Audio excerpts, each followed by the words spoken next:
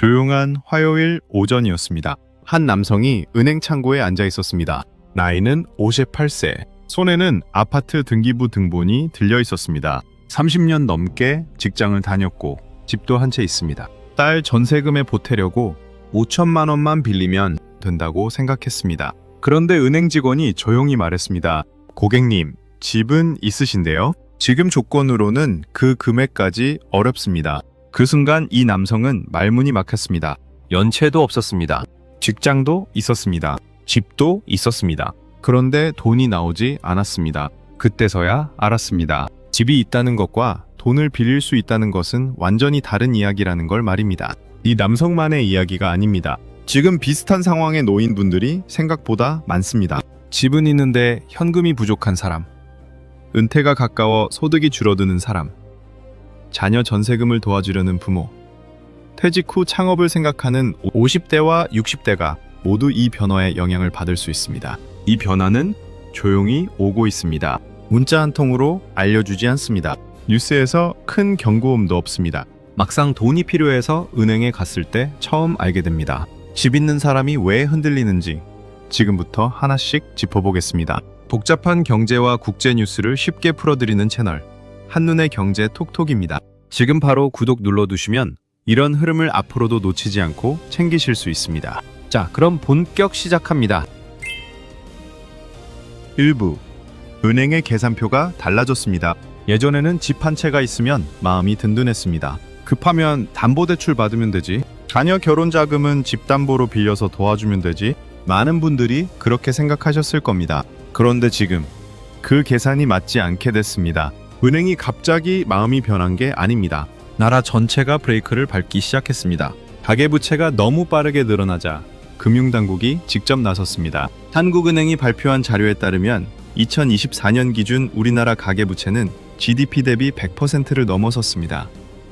주요 선진국 중에서도 가장 높은 수준입니다. 이 숫자가 커질수록 집값, 소비, 은행 건전성이 한꺼번에 흔들릴 수 있다는 경고가 이어졌고 결국 2024년부터 스트레스 DSR 제도가 단계적으로 적용되기 시작했습니다. DSR이란 총부채 원리금 상환 비율의 줄임말입니다.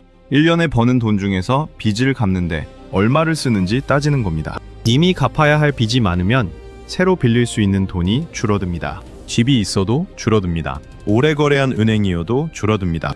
여기에 스트레스 DSR은 한 발 더 나아갑니다. 지금 금리에서 갚을 수 있어도 금리가 더 오르거나 소득이 줄어드는 상황까지 미리 계산해 넣는 방식입니다. 은행이 일부러 더 빡빡한 시험지를 놓고 보는 겁니다. 많은 분들이 대출을 내가 가진 자산으로 판단합니다.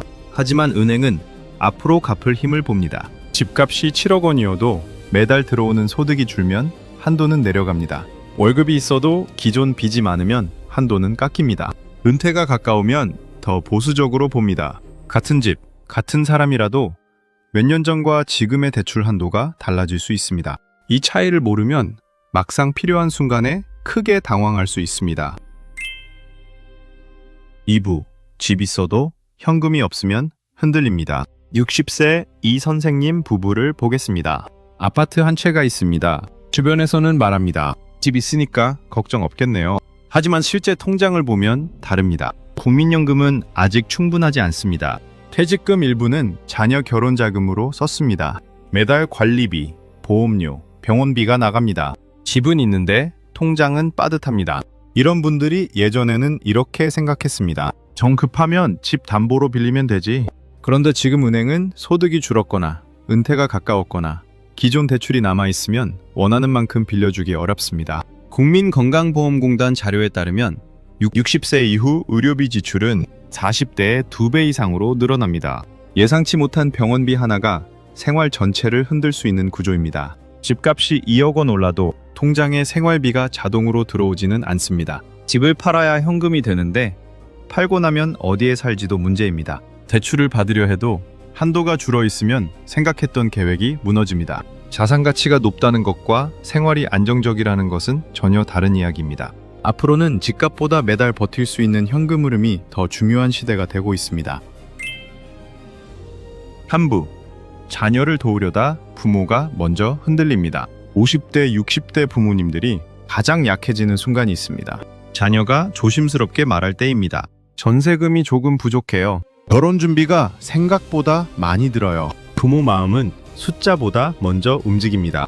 자식이 힘든데 어떻게 모른 척하나? 55세 최 부장님은 아들 전세금에 7천만 원을 보태줬습니다. 처음엔 마음이 놓였습니다. 그런데 몇 달 뒤 회사에서 희망퇴직 이야기가 나왔습니다. 소득이 줄어들 수 있다는 생각이 들자 남은 대출과 생활비가 갑자기 무겁게 느껴졌습니다. 병원비도 늘었습니다. 그제서야 깨달았습니다. 자녀를 도와준 것이 문제가 아니라 내 노후 계산을 먼저 하지 않은 것이 문제였다는 걸 말입니다. 통계청 자료에 따르면 50대 가구의 평균 자녀 지원 금액은 연간 800만 원을 넘습니다. 문제는 이 돈이 대부분 노후 자금과 섞여 있다는 겁니다.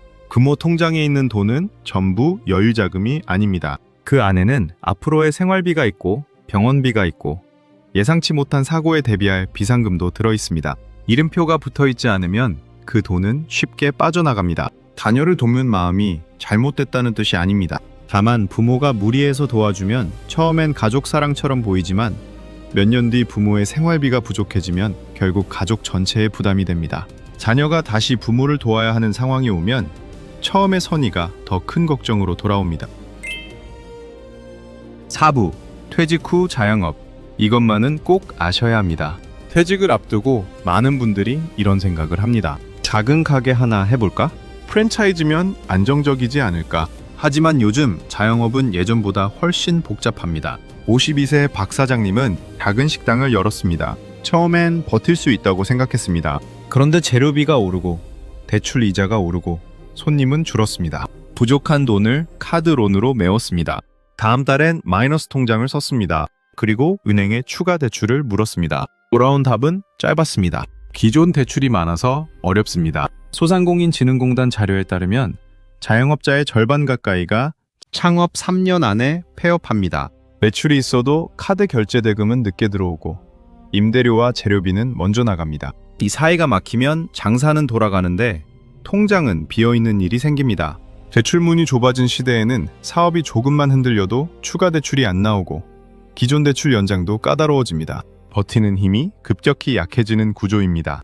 퇴직금은 다시 쉽게 들어오지 않는 돈입니다. 30대에는 실패해도 다시 벌 시간이 있지만 60대에는 회복할 시간이 짧습니다. 창업을 결정하기 전에 최소 6개월치 생활비와 고정비를 따로 확보해 두는 것이 먼저입니다. 5부 지금 당장 확인해야 할 5가지입니다. 사람들이 가장 많이 하는 실수는 너무 늦게 확인하는 겁니다. 은행문은 필요할 때 열리는 게 아니라 조건이 맞을 때만 열립니다. 45세 이후에는 내 돈의 구조를 매년 한 번씩 점검해야 합니다.